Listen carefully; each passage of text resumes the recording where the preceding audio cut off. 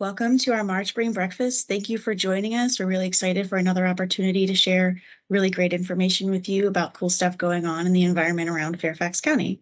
This presentation I'm particularly excited about. This is entitled Living with Black Bears in Virginia, and we're going to learn a little bit about some of the human-wildlife conflict that arises from having black bears in human spaces and humans in black bear spaces, and learn some best tips and tricks and techniques for dealing with that sort of thing.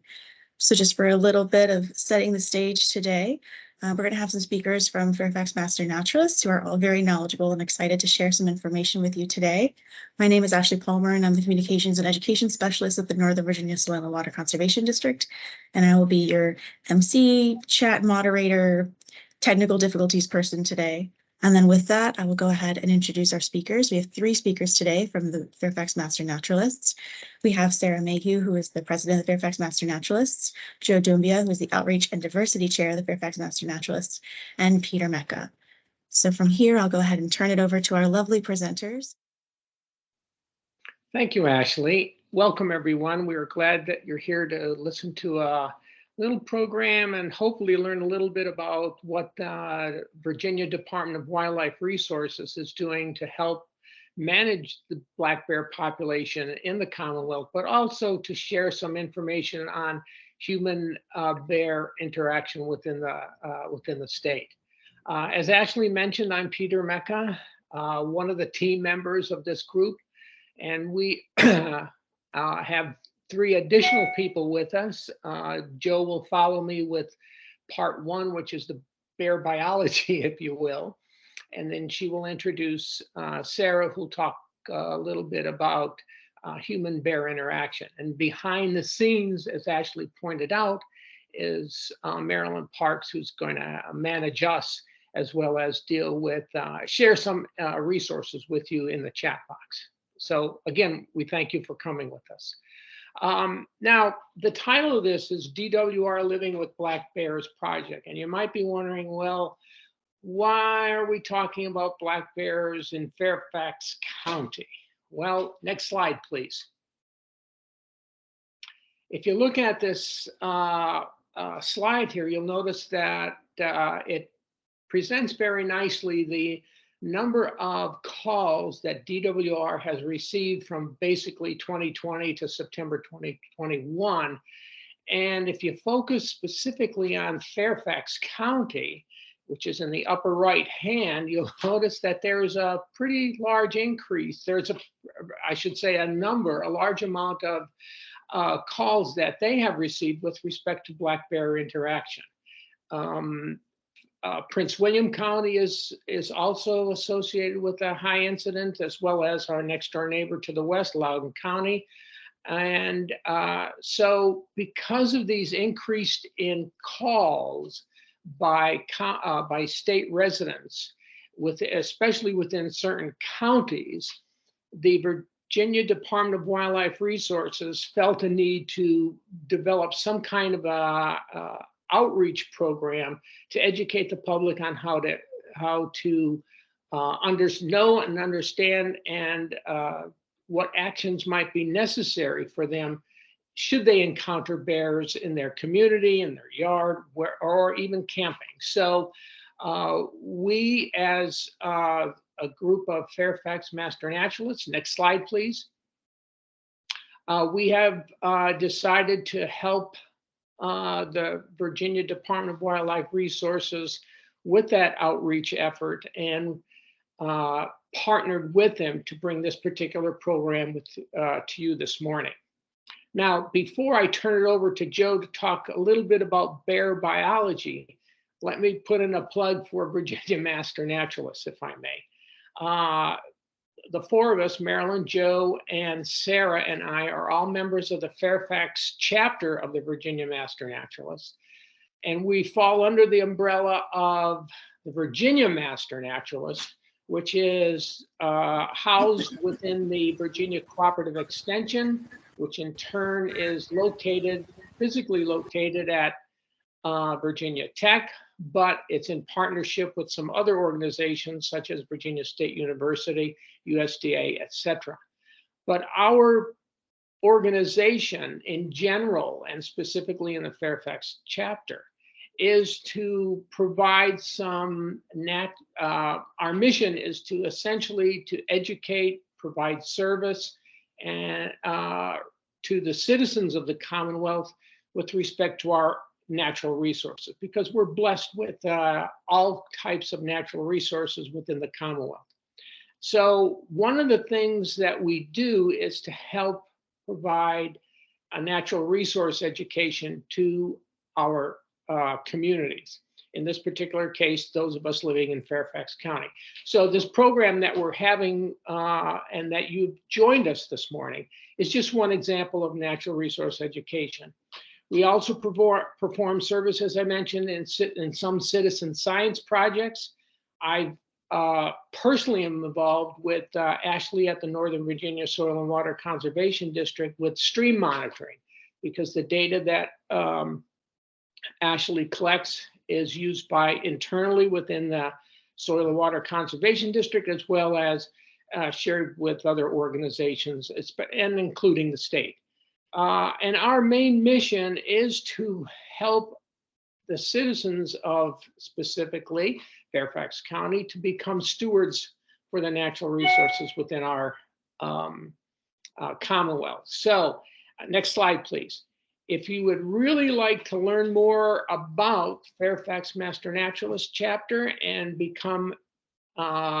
think about becoming members of the Fairfax Master Naturalist chapter, I encourage you to check out our webpage. I think you'll find it very interesting, and there's a lot of good information there. So with that, let's get started, and let me turn it over to Joe to talk a little bit about bear biology. Excellent. Thank you, Pete. I'm very excited to talk about birds in Virginia. When we talk about birds, we have to think, what kind of birds do we have in the county?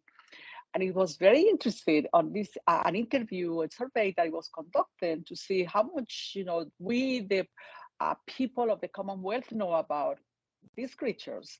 Over 60% didn't know that the bear of Virginia, it is the black bear. So let's get that clear. That's the bear that we have in the state. Let's move to the next slide, please. Next slide, please, because I want to speak a little bit about the history. So we set the stage for the bears in the state. As I said, they are native to Virginia. In 1607, they were pretty much spread throughout the Commonwealth. By the beginnings of the 1900s, they were almost eliminated, extirpated from Virginia. There was an initial decision to include them into the game list. Yeah, that happens in the early 30s. But there was a conscious effort to reclaim these creatures to their habitat.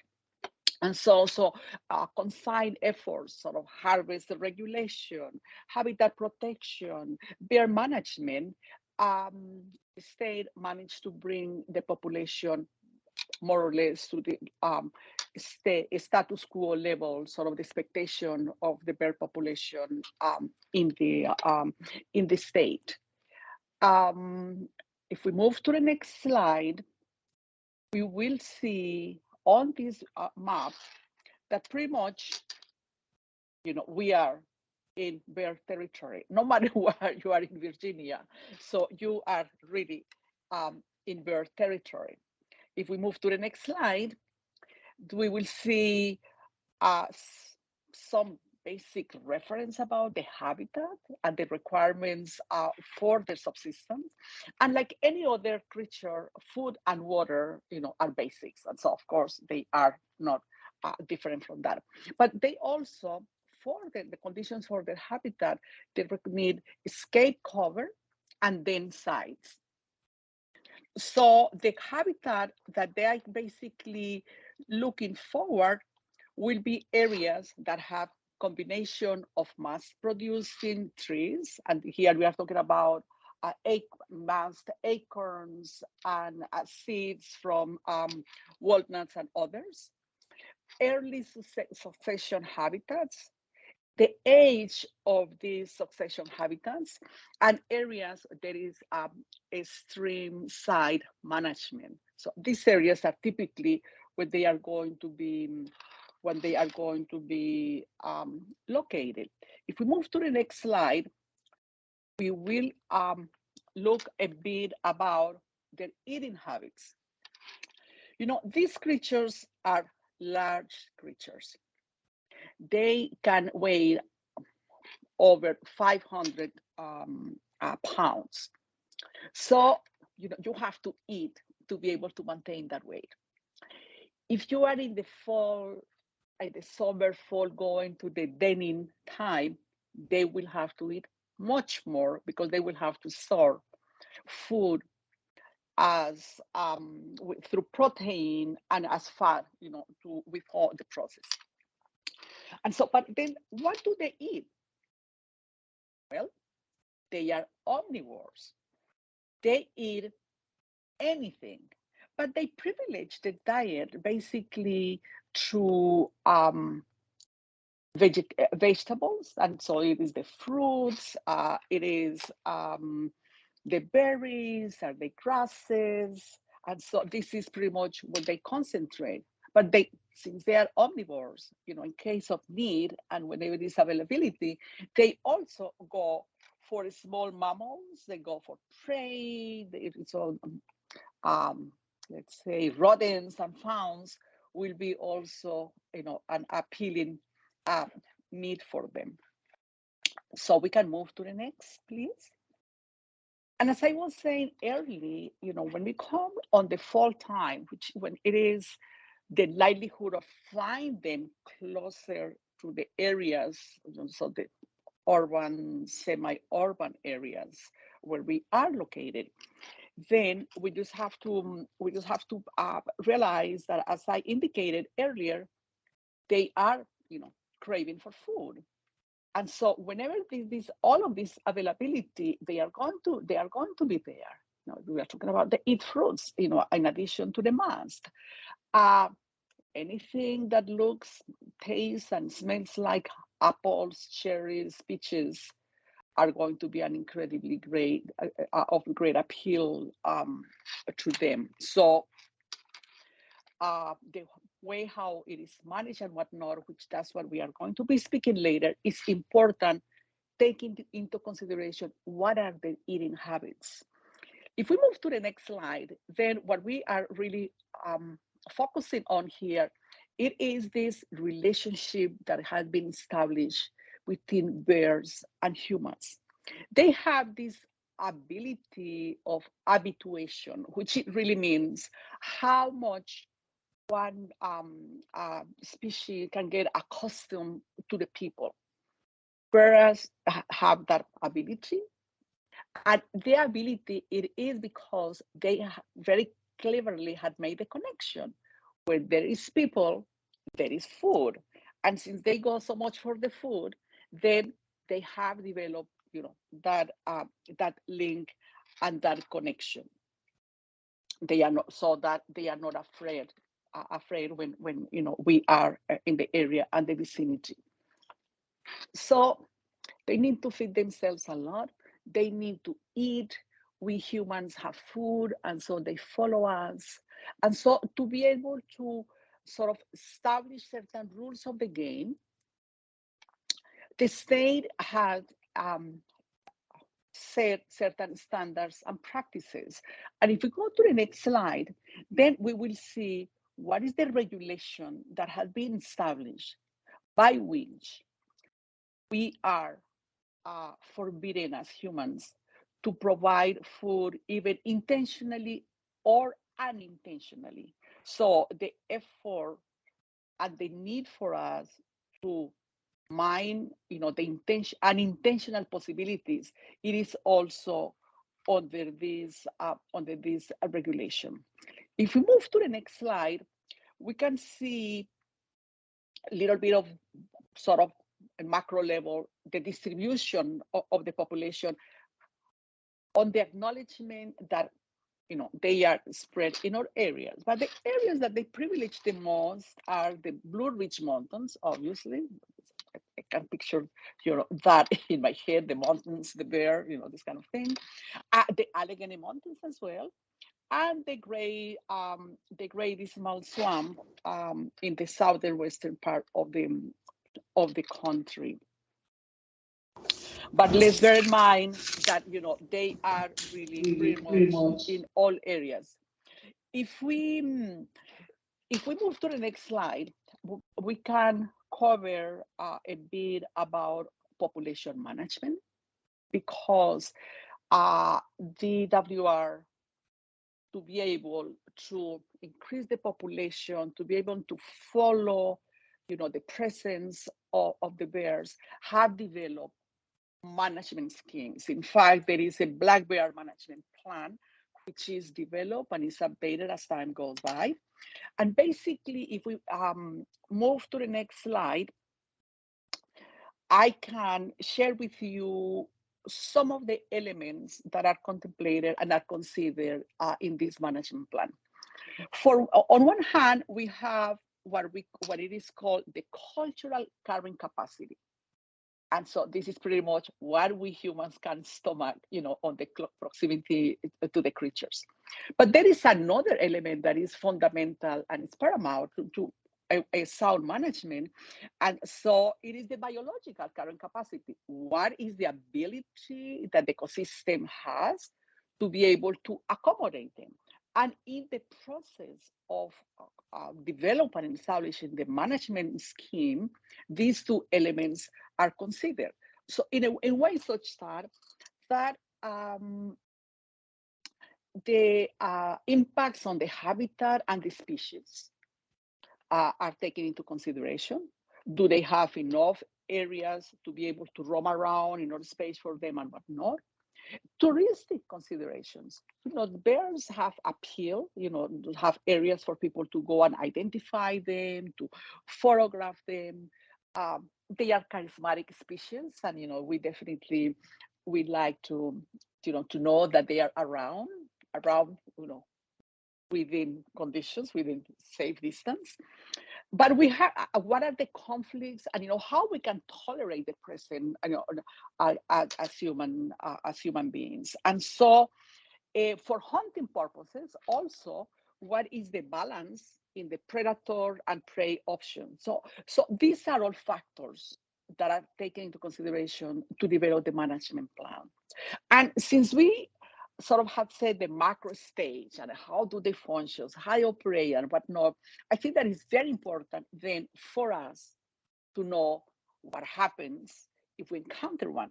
What concrete and practical measures can we implement so that we don't have unfavorable encounters? And this is when Sarah comes in, and she's going to give us the right tools for us to be able to have an harmonic relationship with this fantastic creature. Thank you very much. If there are questions, you can put them in the chat, and we will look to answer them after. So what happens when people and bears come too close together? The main reason that there are conflict calls in Virginia to DWR is that bears have gotten into people's food. They go after garbage, they go after bird feeders, vegetables, crops, and fruits, beehives, pet food, livestock and poultry food. They'll even go after compost piles and grills. So if you have left your grill out overnight after grilling that nice steak, you may come outside the next morning and find that a bear has decided to lick it clean and destroyed your grill in the process. Next slide. So DWR asks that you manage and secure your garbage. When I worked in Shenandoah National Park years ago as a ranger naturalist, the park had an open dump similar to this one, although this picture doesn't come from Shenandoah. And all of the garbage that came out of the campgrounds and the lodges was taken to a fenced-in area and just dumped. The fence didn't deter the bears. They managed to get into the dump, and they would eat the garbage. A lot of the bears became unhealthily obese from eating human food. And so Shenandoah decided that they had to truck all of the garbage completely off the mountain and take it to a municipal dump where it could be disposed of safely. And they also had to invent bear-proof and raccoon-proof garbage can lids. Next slide, please. Some of the ways that you as a residential homeowner can protect your garbage from bears is by securing your garbage can. If you do have a bear that moves into your neighborhood, you can retrofit the can with a series of locking clips, if you would. That sort of makes it difficult because if you put your cans out the night before the pickup, you have to unlock them the night before the pickup and the bear can still get in them. So DWR asks if you can call up your trash hauler and see if they would be willing to pick up your neighborhood's cans in the afternoon so that you wouldn't have to put them up in the morning. Another way to keep your garbage secured is to build a strong wooden bin that the bear can't rip apart, so it has to be pretty sturdy. And that's another way to deter the bears from getting into your garbage. Next slide, please. One of the biggest attractants for bears in our neighborhoods are bird feeders.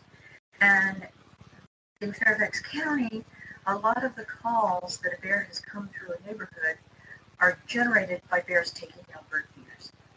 They do this because the bird seed and the nut mixes that we feed the birds, because we want to have the cardinals and the woodpeckers coming close to our homes, is a very high calorie food. So it's a great food for bears. DWR requests that you take down your bird feeders from April to November and at any time of the year if a bird has been spotted in your neighborhood. Next slide, please. Another big source of food for bears are fruit trees. So if you have a fruit tree in your suburban yard, you might have a bear that comes in when the fruit starts to ripen. Ways to deter the bear from coming to your yard are to pick the fruit as soon as it ripens. Be sure to remove any fallen fruit from the ground. You can see there's an apple tree there with a lot of apples underneath it. That would be a big attractant to a bear. And the best way, or the more permanent way, is to install an electric fence around any fruit tree. Next slide, please. Bees are also, honey is, you've seen all the cartoons that involve a bear sitting around eating honey. It's true. They really go after honey. And in Loudoun County and Western Culpeper County, I grew up in Culpeper County, so all of my friends down there, if they have beehives, they have put electric fences around the beehives where if they have a single hive, there's a way to build a guard for that single hive. But if they want to get honey for themselves, and if they want the bee colony not to be disturbed, they have to electrify them. Next slide, please. Another big issue is that bears will go after pet food. And a lot of people prefer feeding their animals outside. If you've got a chicken coop, you've got a chicken food source. If you've got dogs, a lot of people do feed their dogs outside if the dog stays in the backyard. So always give the amount of food that the pet will eat. Remove the bowl as soon as they finish eating. Never leave food overnight. And this is just sort of common sense because food left out overnight is also going to attract our neighborhood foxes up into your house. And so the foxes, just like the bears, can become habituated to people if they are used to getting food from people. Store your pet food in a very secure location. A fox is not going to get into a steel garbage can, a metal garbage can with a tight-fitting lid. A bear will take the lid off that can quickly. So if there is a bear that has come through your neighborhood, be sure to bring in any cans of food that you may have outside. And then don't leave food on the porch. A screen is not a deterrent to a bear. one day when I was working in Shenandoah, one of my other ranger friends baked some cookies and put the tray of cookies on the windowsill to cool down, and a bear was there quickly, and the screen was no longer on the window. So just remember that screen porches are not a deterrent to a bear. Next slide.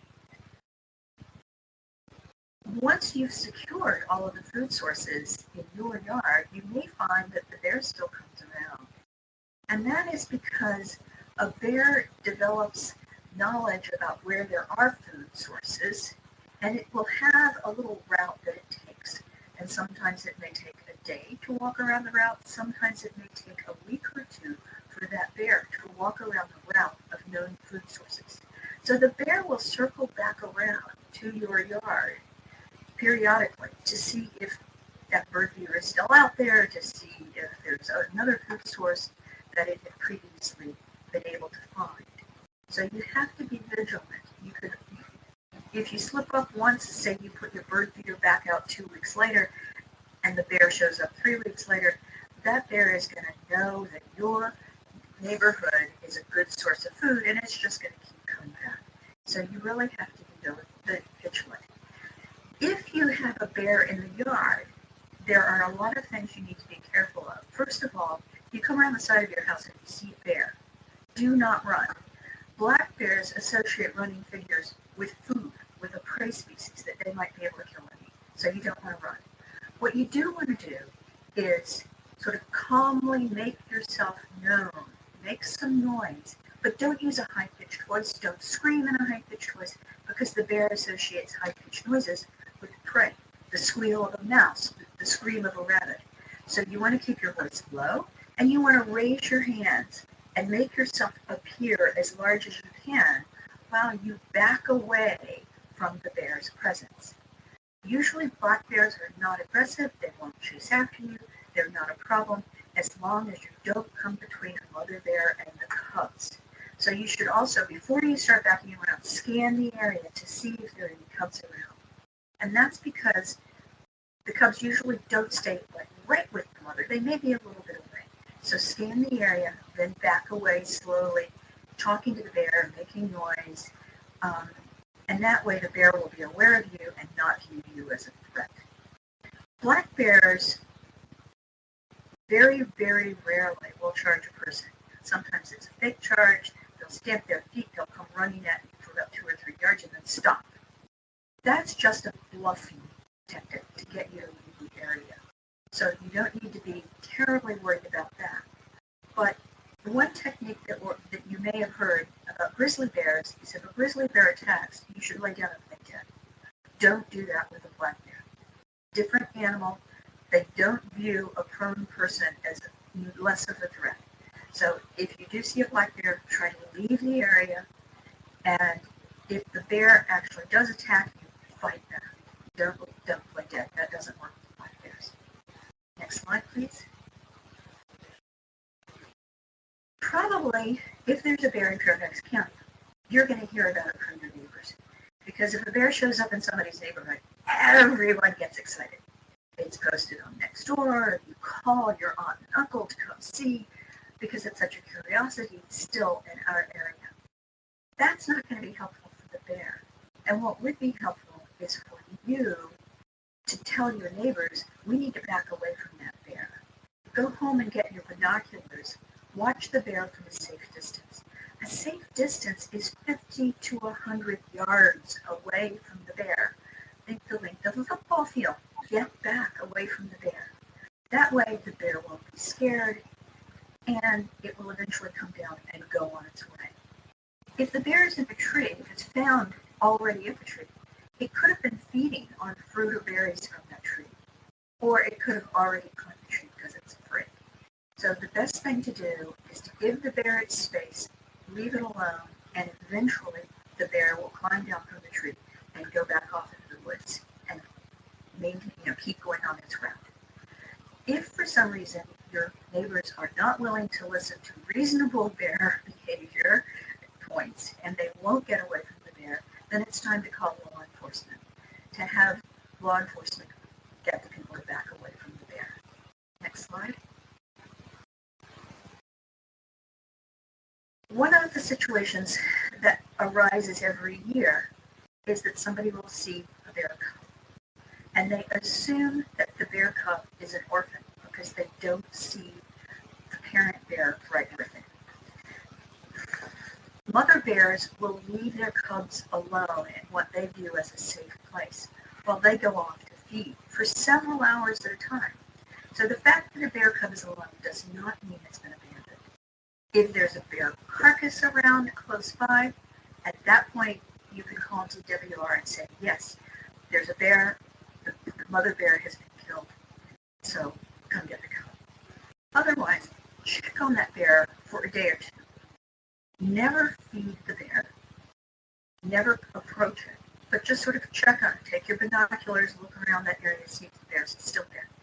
If the bear cub is there for more than 24 hours, then you can contact DWR and they'll come check on it.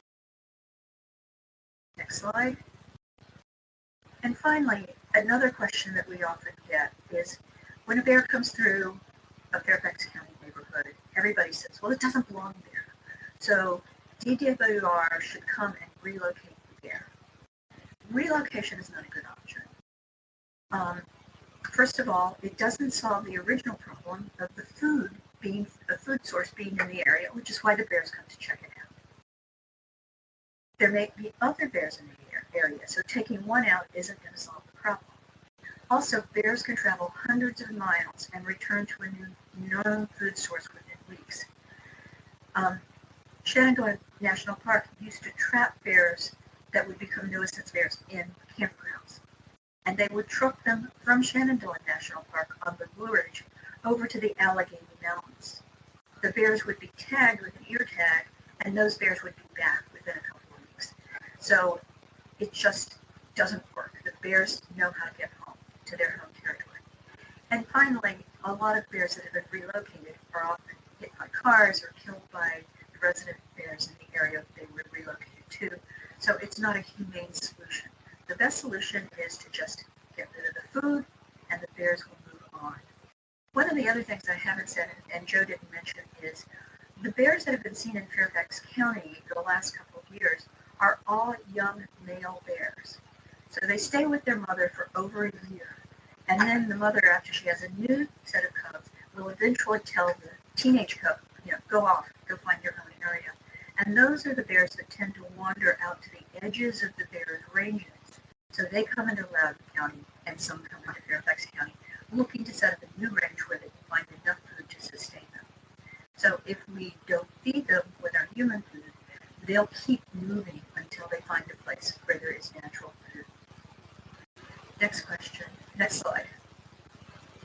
So if you do have a bear that moves into your neighborhood and you're very concerned about having them around, you can scare them. It's legal to scare bears with air horns, a paintball gun, non-lethal rubber band. What you're trying to do is negatively condition the bear so that it moves away. Negative reinforcement. I don't like this neighborhood. It's noisy. I'm injured, or I'm stunned by a rubber bullet. I'm going to get out of here. This slide says you can use bear spray to scare a bear. I want to give you a little bit more information about bear spray. It is concentrated hot pepper spray. You have to be within 20 feet of a bear to use it. It's not a repellent that you can take and spray around your yard to keep the bears away. It only works on contact. So it's great to have with you if you are hiking on a trail in bear country and there's a risk that you'll come around a curve in the trail and have a bear 10 feet away from you. That's the situation when you would use a bear spray. You would pull it off of the holster on your belt and you would give the bear a shot, just a real quick 2-second spray of bear spray to get that bear to run off and give you time to back off in the opposite direction. But bear spray is not something that is appropriate to use in a suburban yard. Next slide. There's a lot more information about bears online. Virginia is part of a program called BearWise, and their website has a lot of great information, just general information on how to behave in bear country.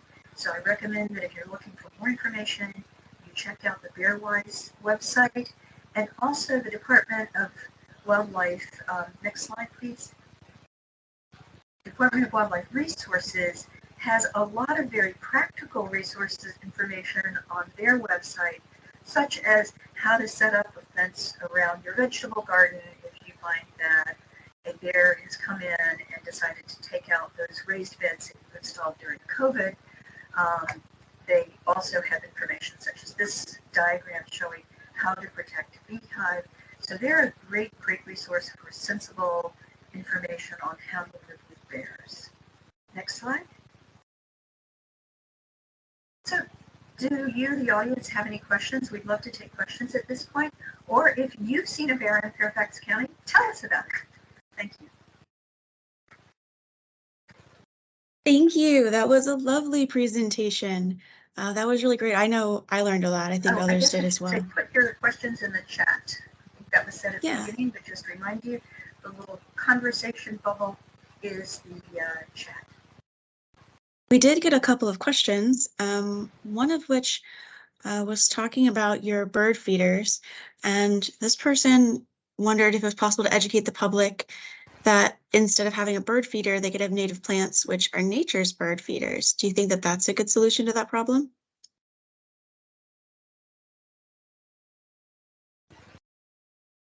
Yes, definitely. I think that, putting it all together, Sarah is talking about how the bird feeders are great attractor. Yes, I think that setting the natural habitats with this seeds for the birds, I think that have a less concentrated place where the birds come and feed on a localized place. Definitely a good alternative, totally a good alternative. Thank you. Thank you. We'll give everyone else a couple minutes to see if any more questions come in. Looks like some are coming in.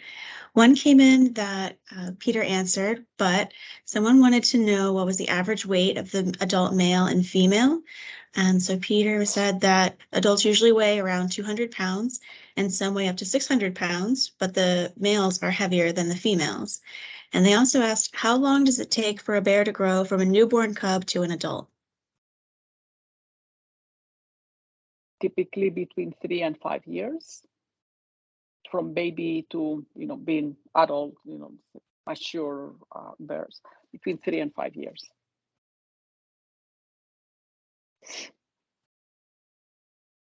Thank you very much. I think we might have a couple more questions come in. It looks like we're going to have some extra time today. So if anyone has any stories they'd like to share about their experience with some of the bears that we've seen here in Fairfax County, or if they have any environmental news they can go ahead and enter that here. And there was another one about pets. So when we were talking about pet food being outside and things like that, one of our participants asked about keeping pets indoors. Because interactions with bears are one of the several interactions that can happen between pets and other wildlife. Would you also encourage people to keep some of their pets indoors to prevent this?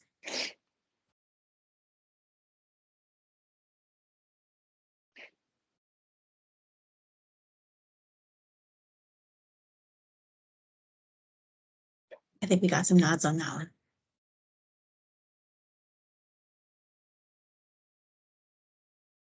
Yeah, I think that in general, anything that we can pragmatically do to avoid the possibility of the bears finding their food, yes. And we know already what are kind of the typical things that they go after. So yes, if it is, we are in the summer and fall when they are, very active, trying to feed and get the extra weight that they need for the denning period. So let's not have the pets outside because we don't know, the bird that is coming. And, he has a great appeal for this creature because he's very hungry. It's so good practice, definitely.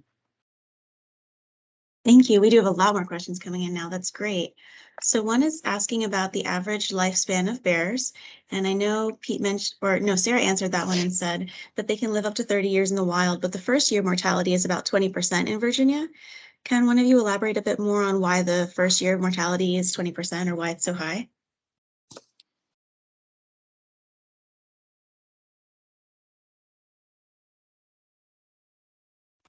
I can answer that. Bear cubs are subject to a lot of things that many small animals are subject to.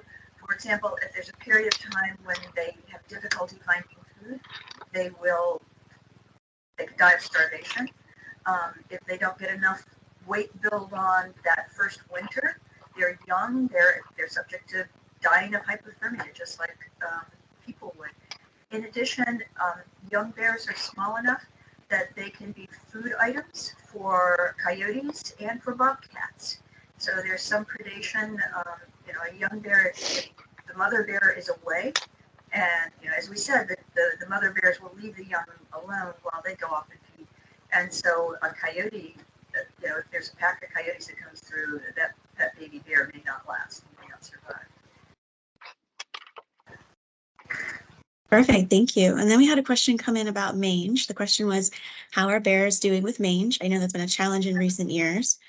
And then it seems like Sarah was able to answer that and say that mange is a growing problem in Virginia, and that the Department of Wildlife Resources asked that residents who see a bear with mange try to take a picture and send it to DWR.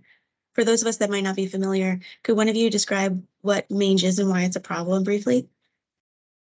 It's caused by parasites, and it's really reflected in the skin.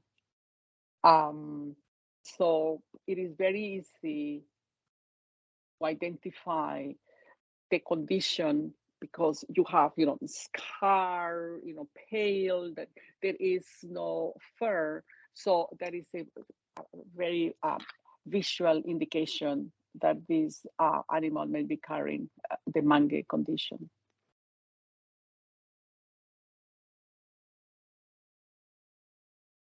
Thank you. And then we had another question. Are there more bear sightings in Montgomery County versus Fairfax County on average? Good question. We don't know. Yeah, we don't. We were only trained by DWR biologists for bears in Virginia, so I'm not sure what's available in Maryland. I do know that a number of states, because I checked some national data, that some states are reporting increases of human bear interaction. So I don't know, and I think Maryland was one of those that saw an increase, but I don't know specifically related to Prince George's, Montgomery, or nearby counties. That you'd have to check with probably the Maryland Department of Wildlife Resources, or Natural Resources, I think is the office. Thank you. And we have another question asking how long do cubs stay supervised by their mothers, and do the fathers stick around and help? And Sarah mentioned that generally the cubs stay supervised by their mothers for about 2 years, and that the sows or the female bears mate every 2 years, I believe. I can add a little bit to that. The youngs generally do stay with the mother until the mother mates again. And when the mothers mate, they'll mate in the summer, the cubs are born in the winter. And so it's really frequently not until those cubs are born, the end of the second winter, that the young males will go off, that the young bears will go off, and the males do not help with child rearing at all.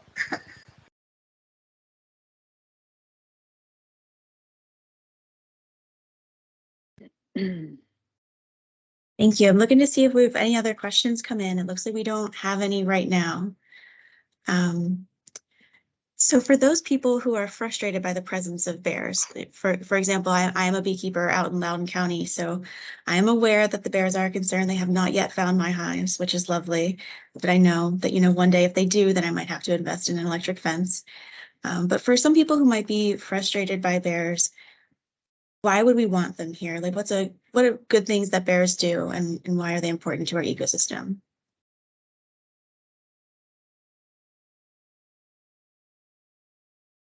Ashley, you are asking us, or you are asking the public? Yeah, I guess you guys just trying to see, because sometimes when we think of these human wildlife conflicts, it's also nice to reflect on the positive things that they contribute. Well, I could adventure saying that they are incredibly charismatic.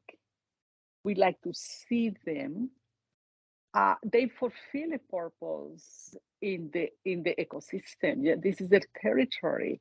They are part of helping balancing, you know, the food chain.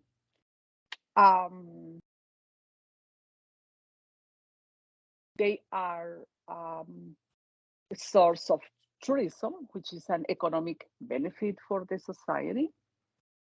And so I could go as far as saying that, well, they have as much right to be here as we are. So let's find the management scheme. Let's find the ways to do it.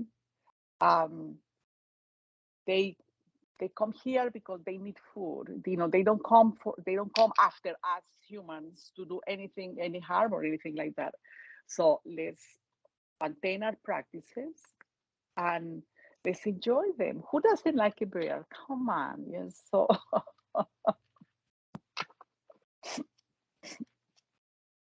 it would be great to hear other people's opinions. You know, what did they feel about, you know, bears and the fact that they are getting so closer to us. You know, the fact that they create, you know, the concern of the reaction of the people because we don't know how to handle them. So it would be great to hear from people also. How do they feel about them?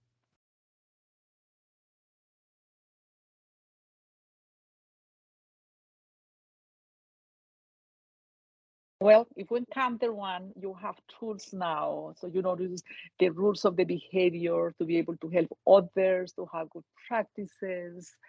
And we don't have food around and we don't sort of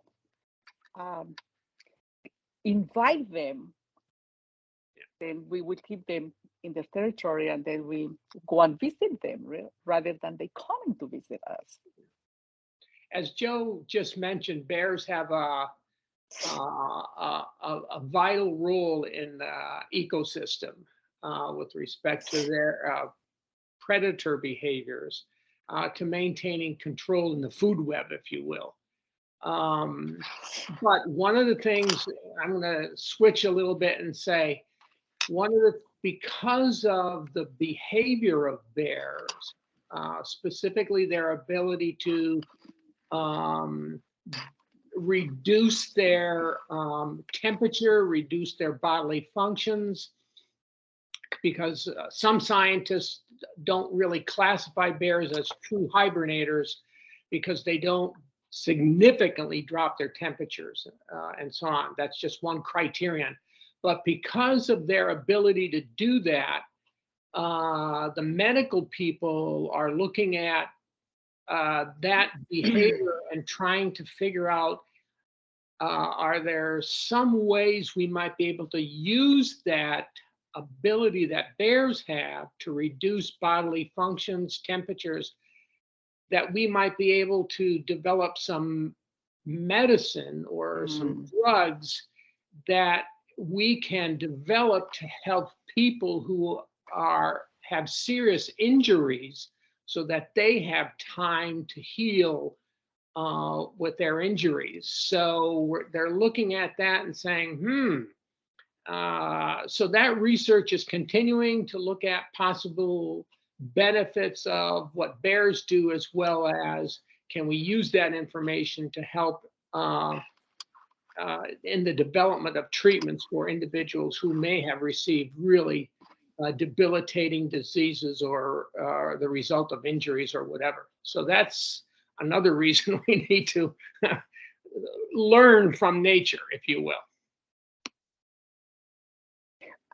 And I want to add sort of, and it is as here one of the questions in the chat about whether they are seed dispersers, and indeed they are. You know, they go for the seeds, they go for the fruits.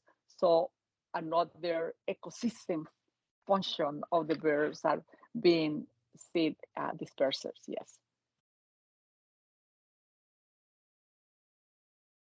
Thank you. We had a question about the total number. If anyone had a bear story, so I will share one of my bear stories that has to deal with tourism. Several years ago, we had a French exchange student living with us, and we said, we're going to take you up to Shenandoah National Park. Now, there's no guarantee that we'll see a bear, but there's a little possibility that maybe, we'll see lots of deer, we'll see lots of birds, maybe we'll see a bear. Well, we drove up the road, and there was a bear, a mother and two cubs feeding on the side of the road.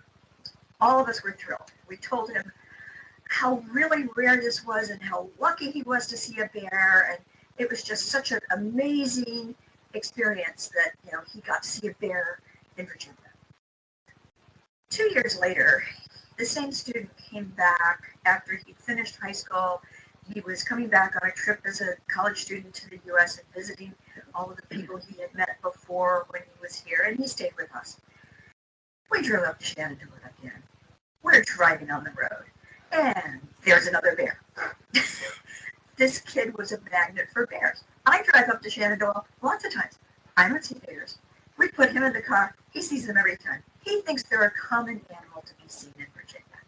So that's my bear story. Mm-hmm.